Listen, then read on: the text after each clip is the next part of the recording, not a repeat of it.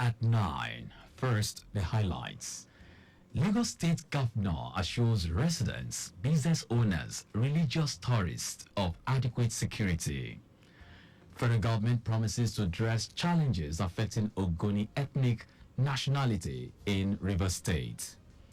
On the foreign scene, South Africa swears in Cyril Ramaphosa for second term as president.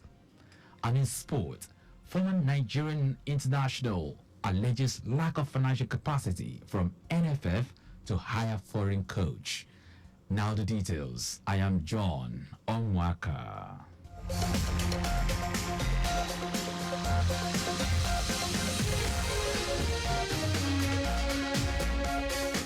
Governor Babajide Sanwo-Olu has assured Lagos residents, business owners and religious tourists of adequate security in the state.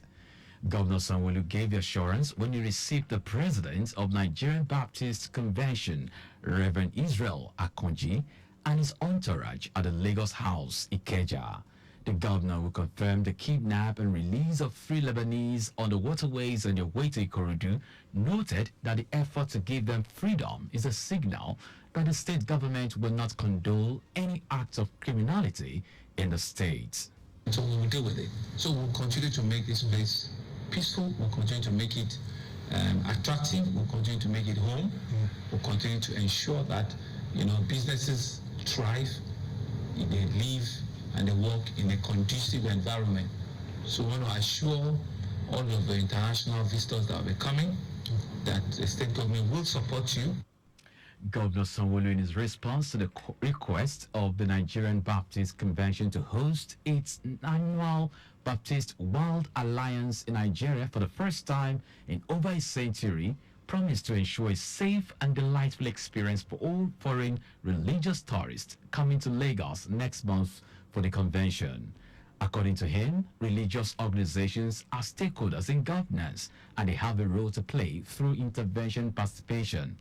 Earlier, the president of African and Nigerian Baptist Convention, Reverend Israel Akonji, commended the giant strides of the Sanwo-Olu administration in food security, transport palliatives for residents during the current economic challenges in the country.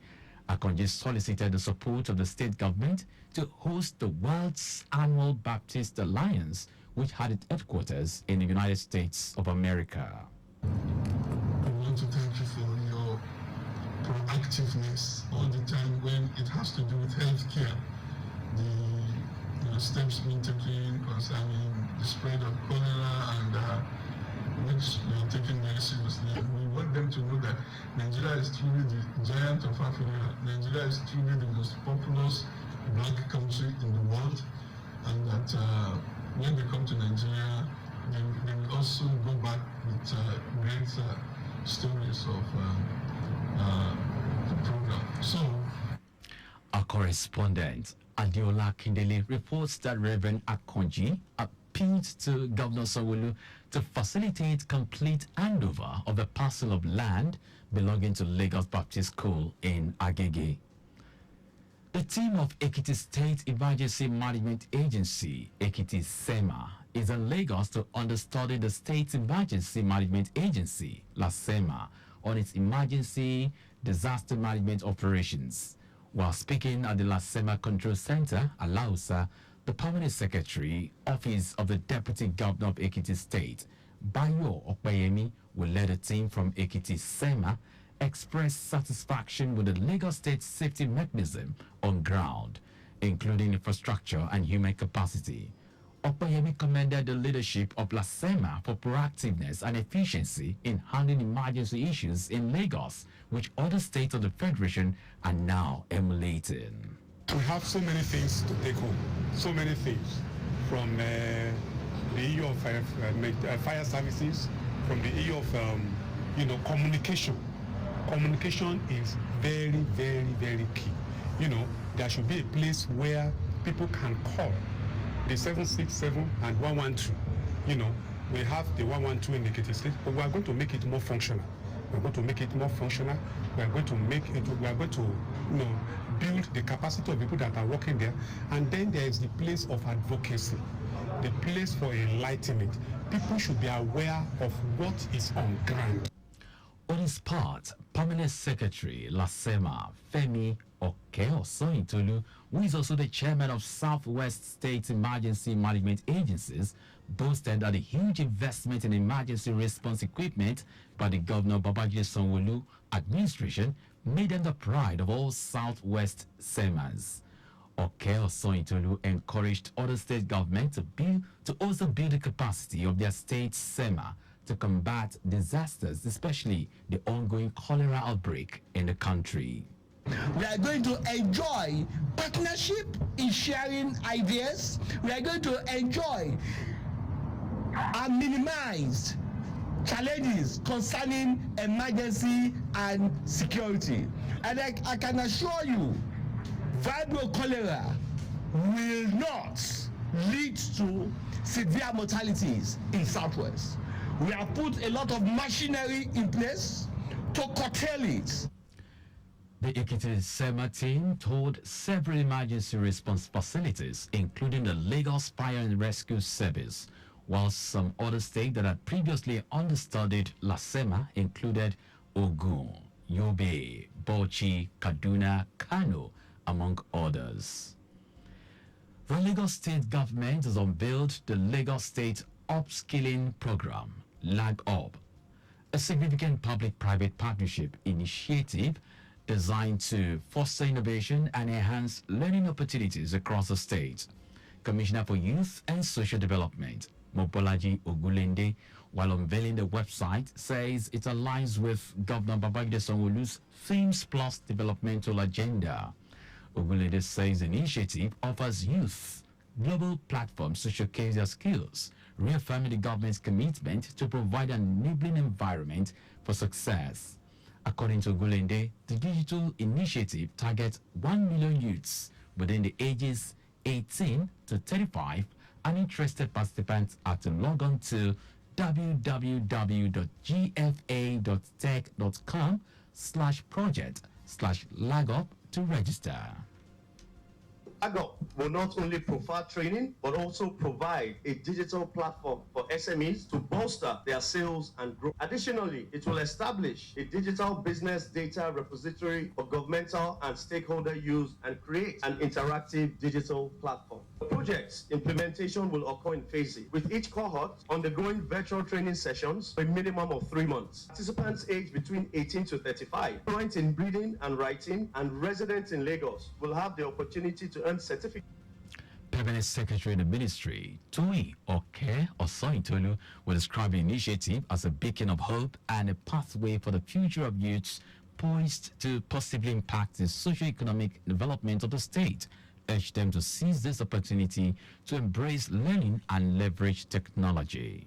The LAG-UP initiative is crafted to empower young people for success in this digital age. Through this program, participants will receive hands-on training in cutting-edge technologies, mentorship from industry experts, and exposure to real-world projects. Beyond skills, it will cultivate curiosity, creativity, and resilience. We firmly believe in the potential of every young person to make a substantial impact. Also speaking, the Chief Executive Officer of GFA Technologies, Debo Omololu, noted that the LAG-UP program, an employment and engagement initiative, has the potential to positively impact livelihoods and improve people's lives.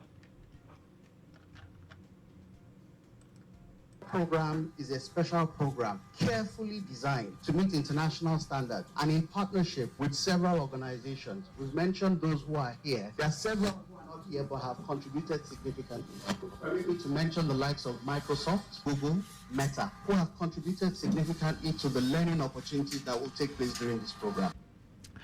Representatives of the partner bank emphasized the Nigerian youths are making waves globally, highlighting the need for collaboration to provide business support services and empower them through innovation. Meanwhile, the Managing Director and CEO of the Lagos Waste Management Authority, LOMA, Muyiwa Gbadegeshi, has called on residents to observe the best personal and domestic hygiene, as well as proper waste management practices to curb the spread of rampaging cholera. Balageshi said this against the recent outbreak of the disease, which has claimed some lives, leaving many hospitalized. He said cholera is severe diarrhea illness caused by infection with the bacterium Vibrio cholera, spreads primarily through contaminated water and food, thriving rapidly in unsanitary conditions. Balageshi admonished residents to shun indiscriminate refuse dumping and to imbibe the practice of bagging and disposing of their waste using covered bins to prevent the spread of diseases by vectors and to ensure seamless evacuation by assigned PSP operators. He appealed to residents to always wash their hands when they come in contact with waste, either while bagging or putting in covered bins, urging them to align with the state government's environmental and health safety policies by avoiding reckless waste dumping in drains, road medians, among other negative environmental practices.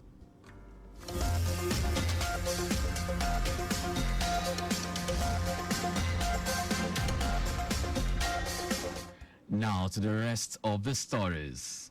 The federal government has promised that it will address the challenges and bottlenecks affecting the development of Ogoni ethnic nationality in Rivers State. It also revealed that it will access the ongoing cleanup in Ogoni land to know the extent of its impact on the lives and livelihood of the people of Ogoni. Senior Special Assistant to President Bola Tinubu on Community Engagement South-South, Gift John Bull, said this during a one-day Ogoni Cleanup Stakeholders Roundtable meeting in Bori, Ghana local government area of Rivers State. John Bull said that the visit to the region is to ensure that the renewed agenda is perfected in all the communities, noting that further engagement will ensure that all Ogonis are carried along in a renewed hope agenda of the president. She stressed that President Tinubu is committed to bringing the presidency closer to the people of Ogoni land and the entire South-South. Director General of the National Agency for Food and Drug Administration and Control, Moji Adeyeye, says the ban on the sale and consumption of sachet alcoholic beverages in the country is still in force.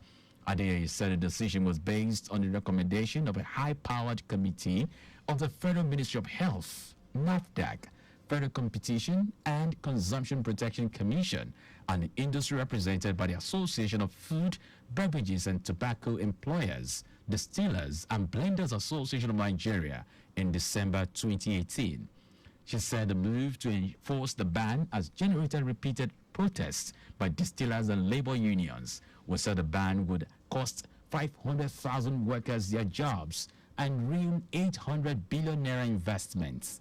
Meanwhile, medical experts warned that lifting the ban on alcoholic beverages will lead to acute health complications, increased road traffic accidents, increased risk of abuse of alcohol, liver problems, heart-related problems, and cancers, among others.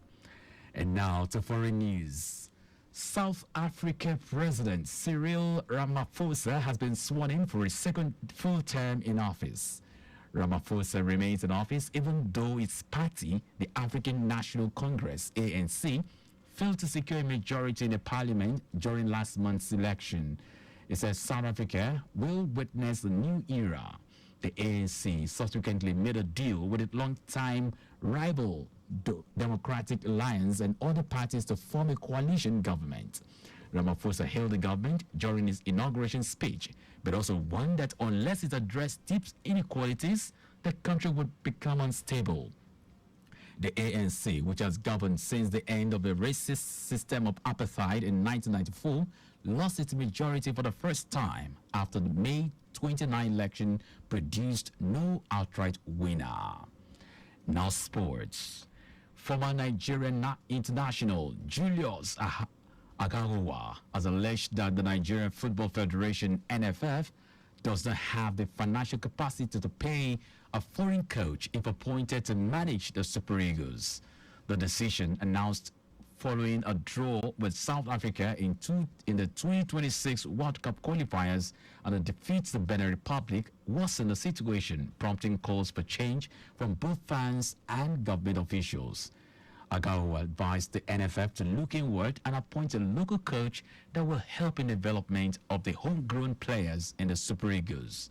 It will be recalled a few days ago, the NFF opted to bring in an expatriate technical advisor for the Super Eagles, marking a significant shift from Finidi George's tenure as head coach. And that's our news, but just before we go, maintain adequate distance from the vehicle ahead of you to avoid collision. You can follow us and like all our various social media platforms. X, Traffic Radio 961. Facebook, Lagos Traffic Radio 96.1 FM. Instagram, Lagos Traffic Radio 961.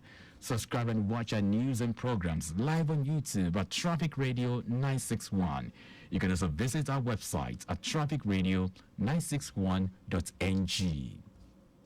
Did you know that the Sanwo-Olu administration strengthened alliance with 200 representatives from various women-focused NGOs in the state as part of efforts to alleviate the economic plight of women residents in the state?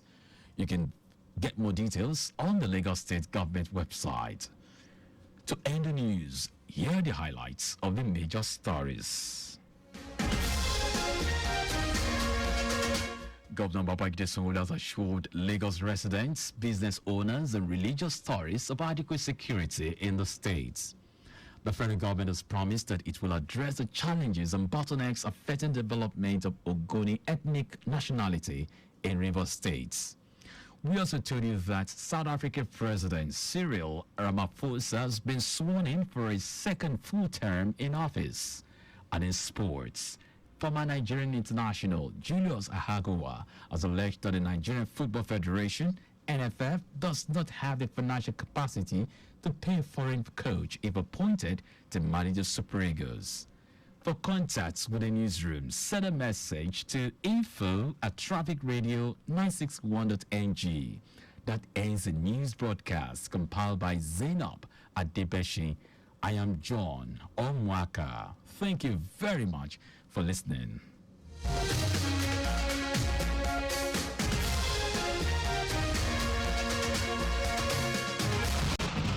Don't you think it is better to get the updates fast and undiluted from a trusted and reliable source than to hear it from just any other station? Get the authentic traffic report from Lagos Traffic Radio 96.1 FM, moving Lagos forward.